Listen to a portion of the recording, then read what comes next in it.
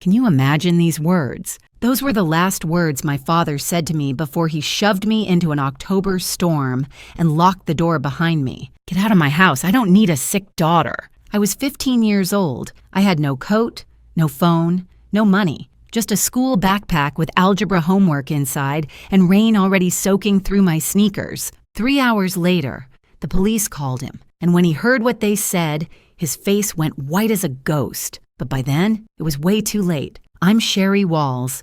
I'm 28 now, sitting in my Boston apartment watching rain slide down the window. There's a letter on my kitchen table, shaky handwriting on cheap nursing home stationery.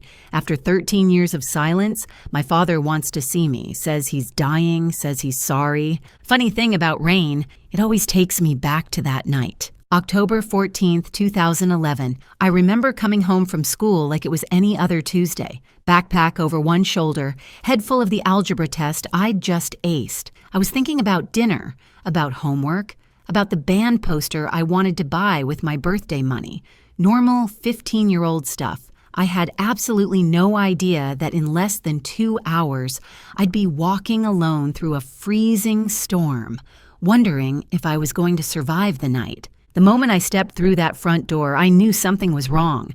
My father was standing in the living room, looking like a volcano about to explode. His face was the color of raw meat. His hands were shaking, and he was holding a wad of cash in one fist and empty pill bottles in the other.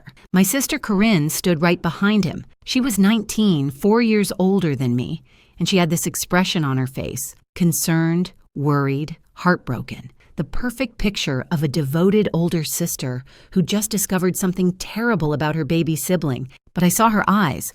I caught that little flicker she couldn't quite hide. Satisfaction. Our stepmother Jolene hovered in the kitchen doorway, arms crossed, lips pressed together, saying absolutely nothing. That was her specialty, saying nothing while bad things happened. My father didn't even let me put down my backpack. He started screaming like I'd set the house on fire. He said I'd been stealing from his wallet for months. He said I'd been buying pills, hiding them in my room. He said Corinne had found the evidence. Cash stuffed in my dresser, pill bottles in my closet, text messages proving I was talking to drug dealers. I tried to explain. I tried to tell him I'd never touched his wallet, never seen those pills, didn't even know what he was talking about. But the words died in my throat because I realized something horrible. He wasn't listening. His mind was already made up. Corinne had spent the whole day preparing him, feeding him lies like poison wrapped in sugar. She stood there looking devastated, telling him she'd tried so hard to help me, tried to get me to stop. She said she hadn't wanted to tell him, but she just couldn't watch her little sister destroy herself anymore. It was a masterpiece performance, Academy Award worthy, and my father swallowed every single word like it was gospel truth. He grabbed my arm hard enough to leave bruises and dragged me toward the front door. My backpack was right there where I dropped it. He picked it up and threw it at my chest so hard I stumbled backward. Then he opened the door. Rain was already coming down in sheets, thunder rolling somewhere in the distance. The temperature had dropped 15 degrees since that morning, and my father looked me dead in the eyes and said those words again. Get out of my house. I don't need a sick daughter. He pushed me onto the porch. The door slammed. The deadbolt clicked. And just like that, at 15 years old, I was homeless. I stood on that porch for maybe 5 minutes, completely frozen.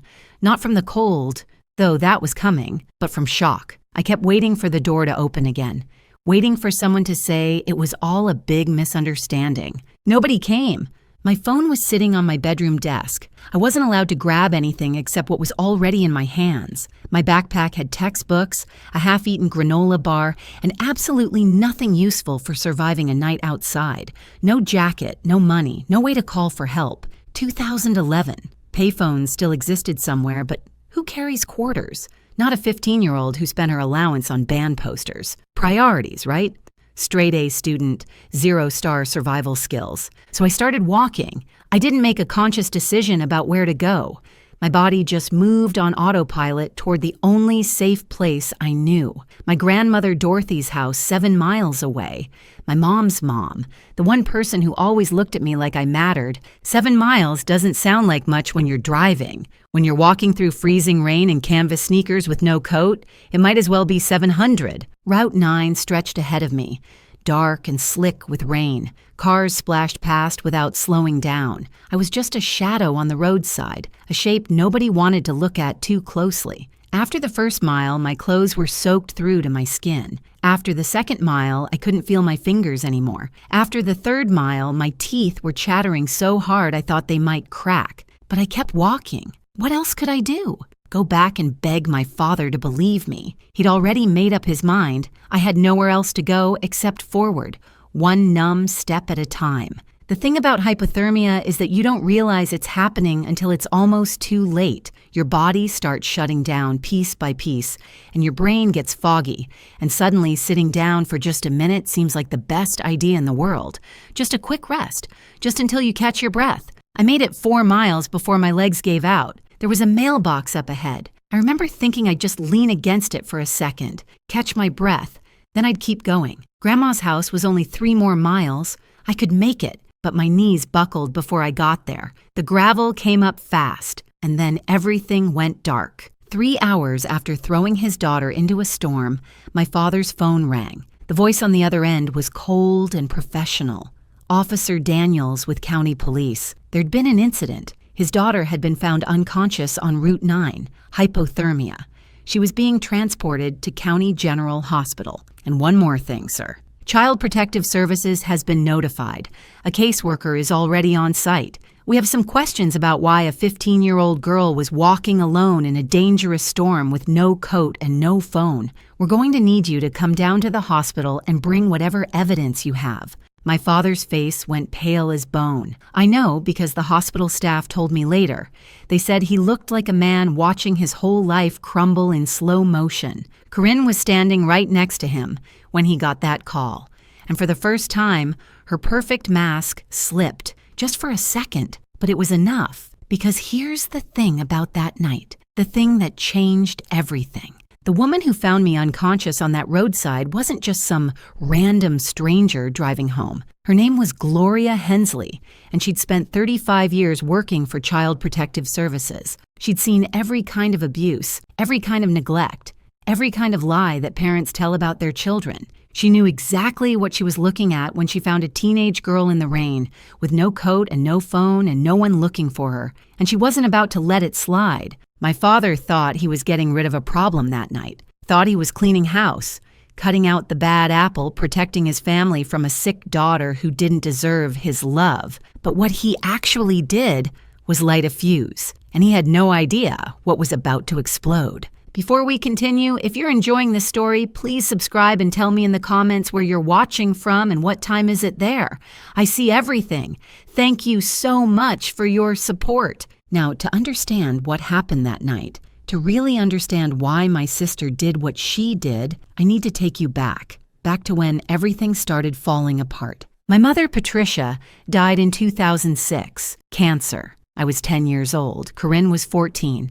One day, we had a mom who made pancakes on Sunday mornings and braided my hair for school pictures. The next day, we were standing by a hospital bed watching machines beep slower and slower until they stopped altogether. My father didn't handle it well. That's putting it mildly. He basically collapsed in on himself like a dying star. Went to work, came home, sat in his recliner, stared at nothing. The house could have burned down around him, and I'm not sure he would have noticed. So Corinne stepped up. At 14, she became the one who cooked dinner and signed permission slips and made sure I got to school on time. She became the responsible one, the mature one, the daughter my father could lean on, and he praised her for it constantly. What would I do without you, Corinne? You're so grown up, Corinne. You're the glue holding this family together, Corinne. I don't think he ever once asked how she was handling our mother's death. He just expected her to handle everything else instead. My father had 2 blind spots in life. His oldest daughter, and his beloved recliner. Both were worn out, falling apart at the seams, and desperately needed to be replaced, but he couldn't see it. Men and their recliners, I swear. What nobody saw, what my father absolutely refused to see, was what happened when he wasn't looking. Corinne wasn't just stepping up. She was building a kingdom, and in her kingdom, I was the peasant who needed to be kept in her place. It started small. Homework that mysteriously disappeared the night before it was due. Permission slips for field trips that somehow never made it to my teachers. My favorite shirt shrunk in the wash, then another, then another. Oops, must have been an accident. Birthday party invitations I sent out that my friends never received. Messages from classmates that got lost. A reputation being built brick by brick without me even knowing. She'd go to my teachers with this sad, concerned expression and tell them I was struggling after our mother's death, that I was acting out at home, that they should be patient with me because I was going through such a hard time.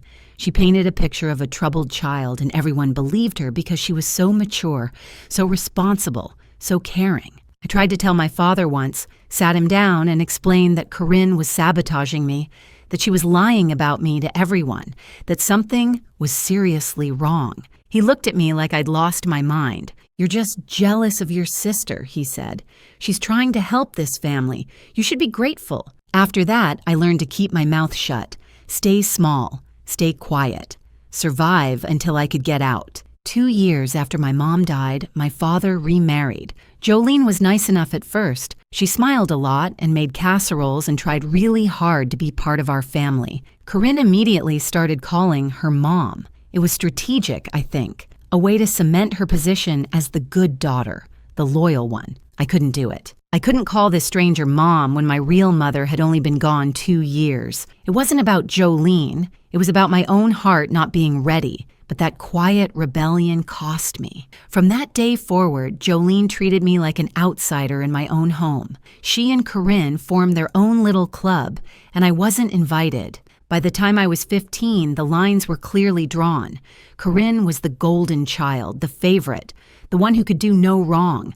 I was the troubled one, the difficult one, the daughter who just couldn't get it together. And then there was the money. My mother had set up trust funds for both of us before she died, $45,000 each, accessible when we turned 18. It wasn't a fortune, but it was something, a safety net, a gift from a mother who knew she wouldn't be there to help us start our adult lives. Corinne turned 18 in 2009 and got her share immediately. It was gone within 11 months. A flashy sports car, designer clothes, expensive gifts for her boyfriend Trent, a smooth-talking guy with big ideas, and absolutely no legitimate income. By the time I was kicked out 2 years later, Corinne was completely broke. Her trust fund was a distant memory, and Trent was always talking about his next big opportunity, his next investment scheme, the deal that was definitely going to make them rich. My $45,000 was just sitting there, untouchable until 2014 when I'd turn 18, unless something happened to me first. See, my mother's trust had a clause in it, a protection mechanism she probably thought would help us. If either daughter was declared legally incompetent or institutionalized before age 21, her share would be managed by a court-appointed family guardian until she recovered. Corinne and Trent figured out what that meant. If I got institutionalized for substance abuse, say because my father found pills and cash and evidence of drug dealing in my room, then someone would need to manage my trust fund on my behalf. Someone responsible, someone trustworthy, someone like a concerned older sister who only wanted what was best for me. $45,000. That's what I was worth to Corinne. That's the price she put on her own sister. The week before she destroyed my life, she put her plan into motion. Small cash withdrawals from my father's account using his ATM card. She knew his PIN because she handled all the household finances. Trent's empty prescription bottles collected and saved. A prepaid burner phone purchased at a convenience store, loaded with fake text messages. On the morning of October 14th, while I was eating breakfast and thinking about my algebra test, Corinne slipped into my room and planted everything. Cash in my dresser drawer, pills in my closet, a paper with the burner phone number as proof of my drug dealer contact. Then she went to our father with tears in her eyes and told him his youngest daughter had a terrible secret. He believed every word. Why wouldn't he? Corinne had spent 9 years being the perfect daughter, the responsible one, the one who never lied. and I had spent 9 years being painted as the troubled one before I even knew the portrait existed. By the time I walked through that front door after school, my trial was already over.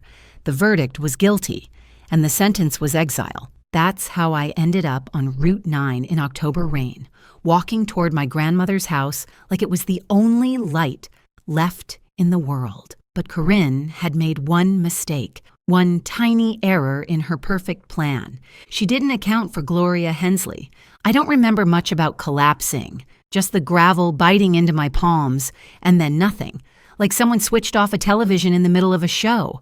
What I remember is waking up, fluorescent lights, the smell of antiseptic and industrial floor cleaner, a scratchy hospital blanket tucked around me like I was something fragile, something worth protecting. I hadn't felt that way in years, and there was a woman sitting beside my bed, silver hair pulled back in a neat bun, reading glasses perched on her nose, a paperback novel closed in her lap. She looked like someone's grandmother, the kind who baked cookies and always had tissues in her purse, but her eyes were sharp, observant, cataloging everything they saw. Her name was Gloria Hensley. She was 67 years old, retired after 35 years with Child Protective Services. She'd seen every kind of abuse, every kind of neglect, every kind of cruelty that adults could inflict on children. And on a cold October night, driving home from her book club meeting, her headlights had caught something by the roadside. A teenage girl, unconscious, soaking wet, alone. Gloria pulled over so fast her tires screamed against the pavement. She had an emergency blanket in her trunk, old habits from her CPS days, and she wrapped me up like a burrito while she called 911. She stayed with me until the ambulance arrived.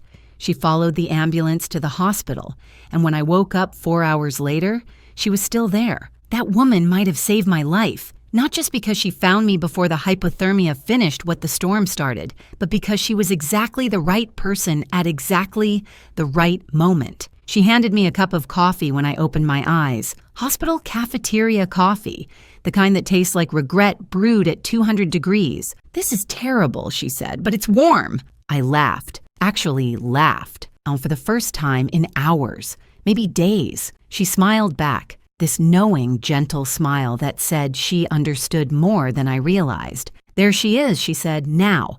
Why don't you tell me why a 15-year-old was walking alone on Route 9 in a storm with no coat and no phone?" So I told her everything. The accusations, the planted evidence, the years of Corinne's manipulation. I told her things I'd never told anyone because no one had ever actually listened. Gloria just sat there, nodding occasionally, never interrupting, never doubting. When I finished, she was quiet for a long moment. Then she said, "I believe you, and I'm going to help you prove it." Those 7 words changed my life. While I was unconscious, things had been happening. The hospital contacted police because a minor had been found in a dangerous situation. Police tried to reach my next of kin. That meant calling my father. I would have loved to see his face when Officer Daniels delivered the news. Apparently, it went something like this. "Mr. Walls, your 15-year-old daughter was found unconscious on Route 9. She says you expelled her from your home this evening during a storm. Hypothermia. She's at County General. We need you to come in. And sir, Child Protective Services has been notified. A caseworker is already on site.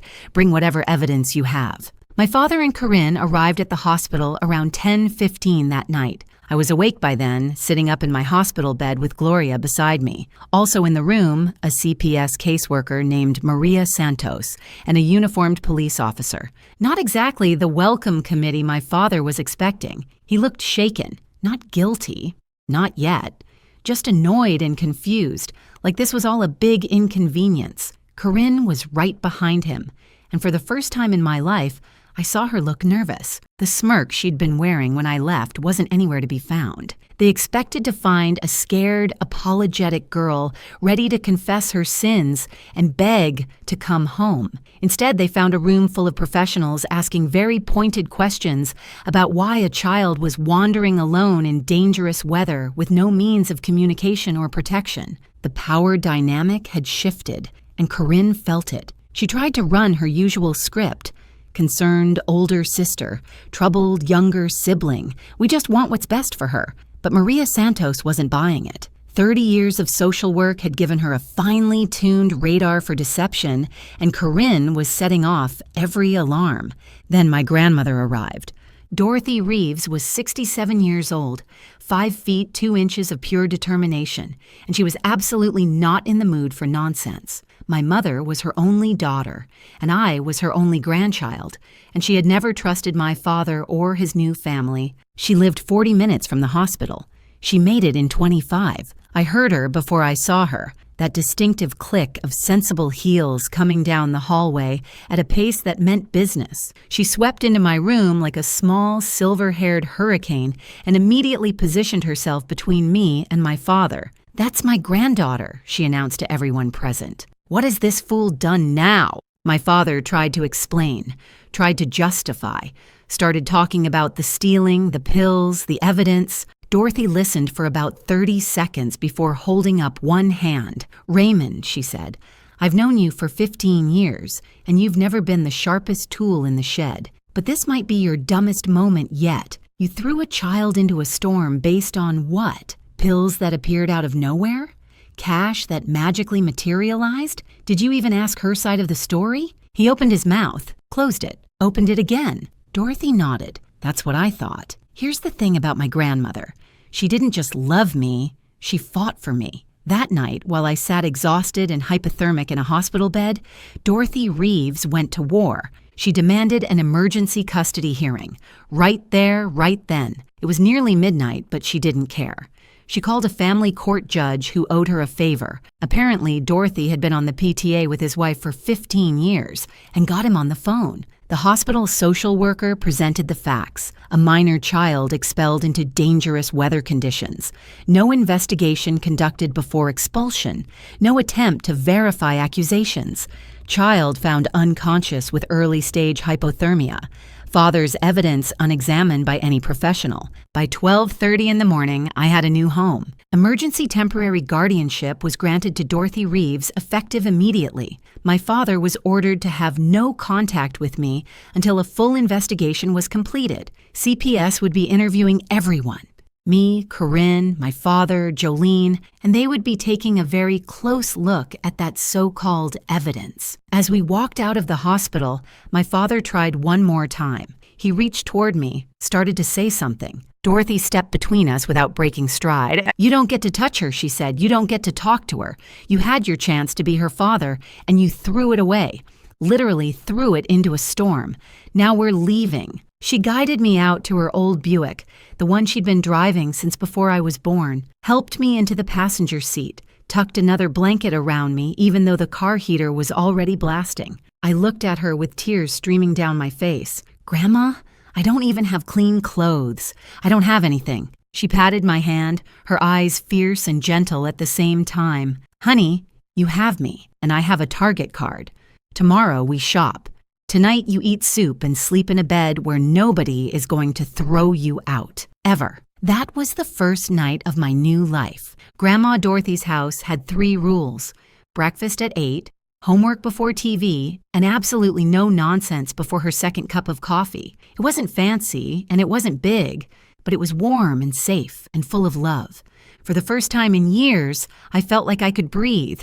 But the story wasn't over. Not even close. 2 weeks later, the CPS investigator called my grandmother. "Mrs. Reeves," Maria Santos said, "you might want to sit down. We've been examining the evidence Mr. Walls provided.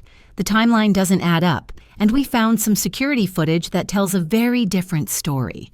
Corinne's perfect plan was about to fall apart, and she had no idea what was coming. The investigation changed everything.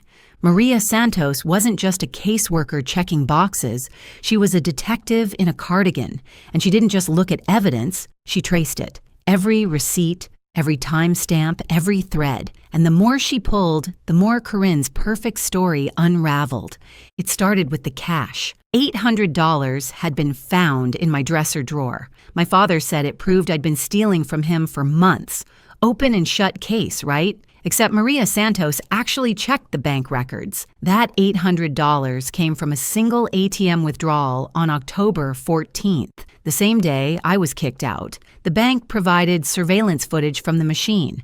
Timestamp, 2:47 in the afternoon. The person on camera wasn't me.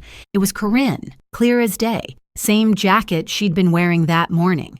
Same ponytail. Same car parked in the background. Her white sedan with the dent in the bumper from when she'd backed into a mailbox the previous summer. Here's the thing about alibis. Mine was airtight. At 2:47 p.m. on October 14th, I was sitting in fifth period chemistry class, learning about molecular bonds. The school attendance system showed me present until 3:15. My teacher remembered me asking a question about covalent electrons. I couldn't have made that withdrawal. Physically impossible. I was in a classroom 12 miles away, surrounded by 30 witnesses and an electronic check-in system. Corinne thought she was so clever. But here's the thing about being a criminal mastermind. You actually have to be smart. She used our father's ATM card without considering that banks have cameras. She made the withdrawal in the middle of the afternoon without checking if I had an alibi. She bought the burner phone at a convenience store 2 blocks from her gym, on camera in her yoga pants, with her car visible in the parking lot. Some masterminds wear capes. Corinne wore Lululemon, and she got caught because she couldn't be bothered to drive an extra 10 minutes. Then there were the pills. The bottles planted in my closet were traced back to a prescription for Trent Barlow, Corinne's boyfriend, the one with all the big ideas and no legitimate income. Anxiety medication, prescribed by his doctor, filled at the pharmacy on Oak Street. Maria Santos called that pharmacy. Interesting finding.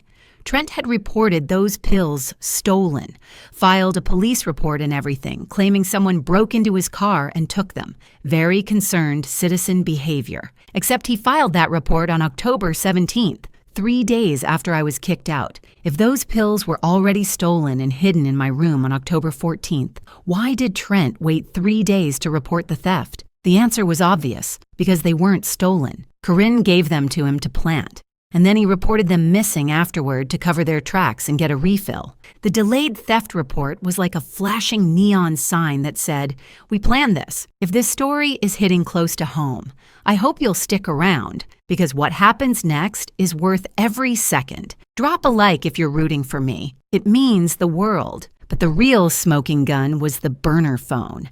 The fake drug dealer texts came from a prepaid phone purchased at a convenience store on October 10th, 4 days before everything went down. Maria Santos tracked down the store and requested their security footage. The buyer was a young woman, brown hair and a ponytail, athletic build, paid cash, but her car was clearly visible through the window, a white sedan, with a dent in the bumper. Same car, same woman. Same trail of breadcrumbs leading straight back to my sister. As the investigation deepened, an even uglier picture emerged. Maria Santos started digging into our family's finances, specifically checks written on my father's account over the past 2 years. What she found made the $800 look like pocket change. Someone had been forging checks in my father's name for nearly 2 years. Small amounts at first, 50 here, 100 there, but they added up. The signatures were close, but not quite right. The money went to accounts connected to Trent Barlow and his various business ventures. Total amount stolen, just under $18,000. Corinne hadn't just framed me. She'd been robbing our father blind for years, and she needed me gone before anyone noticed. My grandmother, Dorothy, wasn't about to let this slide.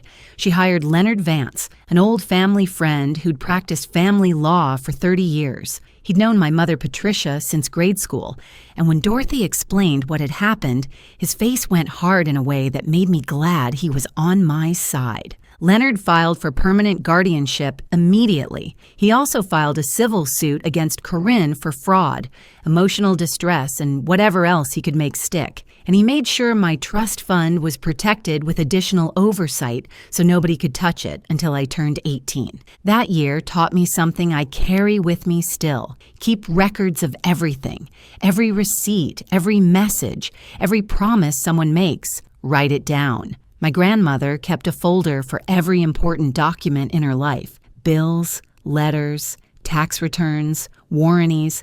She called it her paper insurance. After everything that happened, I started doing the same thing. I was 16 years old and I bought my first filing cabinet. Still have it, still use it. Some habits save your life. Living with Grandma Dorothy was like learning to breathe again after years of holding my breath. Her house wasn't big or fancy.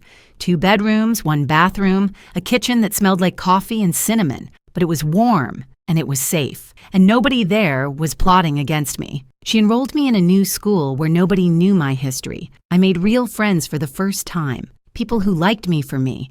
Not because they'd been fed a story about who I was supposed to be. I started seeing a counselor, finally processing years of manipulation that I'd absorbed without even realizing. Grandma Dorothy didn't have a lot of rules, but she was strict about one thing: dinner at 6, no exceptions. She said chaos can wait until after the meatloaf. Honestly, best advice I've ever gotten. Meanwhile, my father's world was crumbling. The CPS investigation put the entire Walls household under a microscope.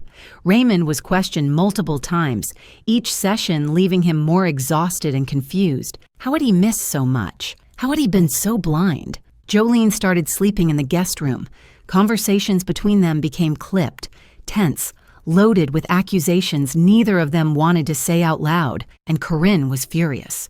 Not sorry, and never sorry. Just angry that her plan had fallen apart. She blamed everyone but herself. The CPS investigator was biased. The bank footage was misleading. Trent's prescription records were a misunderstanding. The golden child's crown was slipping, and she couldn't stand it. Leonard Vance spent months building an airtight case. Bank records, surveillance footage, pharmacy documents, phone purchase receipts. He collected witness statements from Gloria Hensley, from my teachers, from neighbors who'd noticed Corinne's car coming and going at odd hours. Even some of Corinne's former friends came forward. Turns out she'd burned a lot of bridges over the years, and people were happy to share stories about her lies, her manipulation, her casual cruelty. The court date was set for March 2012. But 1 month before the hearing, something unexpected happened. Trent Barlow got arrested in Nevada. Federal marshals picked him up for running the same investment scam in 3 different states. Over $400,000 stolen from victims who trusted him with their savings. He was facing serious federal charges, possibly 15 years in prison. His lawyer made a phone call the next day. Trent was ready to cooperate, ready to make a deal, ready to tell the truth about everything, including his girlfriend, Corinne, and what she'd done to her little sister. The walls were closing in, and Corinne had nowhere left to run. Trent Barlow was many things: a con artist, a liar, a man who'd built his entire life on other people's trust and money. But he wasn't loyal. The moment federal prosecutors offered him a reduced sentence in exchange for cooperation, he sang like a canary with a record deal. His written statement was 12 pages long. He confirmed everything. The plan to frame me had been Corinne's idea from the beginning. She'd been stealing from our father for nearly 2 years, funneling money to Trent for his investments. When she realized her theft was getting harder to hide, she decided she needed a scapegoat. That scapegoat was me. Corinne figured I was the perfect target, the troubled younger sister, the one who'd never fit in, the one nobody would believe. She told Trent that getting me institutionalized would solve 2 problems at once. She'd have someone to blame for the missing money, and she'd get access to my trust fund as my guardian. $45,000. That's what she planned to steal from me while I sat in some facility, drugged and discredited and completely alone. Trent wrote it all down: the planning sessions, the pill bottles he provided, the burner phone Corinne purchased, the morning she planted the evidence in my room. He even included text messages between them from the days leading up to October 14th. Messages that proved this wasn't impulsive. It was calculated, premeditated, cold. His final line stayed with me. Corinne said her sister was a nobody who wouldn't fight back. She was wrong. March 2012. Family court. I'd been living with Grandma Dorothy for 5 months by then. I'd gained weight, the good kind, the kind that comes from regular meals and actual sleep. I'd made honor roll at my new school. I'd started to remember what it felt like to be a normal teenager. But walking into that courtroom, I felt 15 again, scared and small and wondering if anyone would believe me. Grandma Dorothy squeezed my hand. Leonard Vance nodded reassuringly. And Gloria Hensley was there too, sitting in the gallery, wearing the same reading glasses and the same fierce expression she'd had the night she found me. The hearing was supposed to be about guardianship, simple stuff. making Dorothy's temporary custody permanent, establishing support obligations, that kind of thing. But it turned into something much bigger. The district attorney had gotten involved. With Trent's confession and the mountain of evidence Maria Santos had compiled,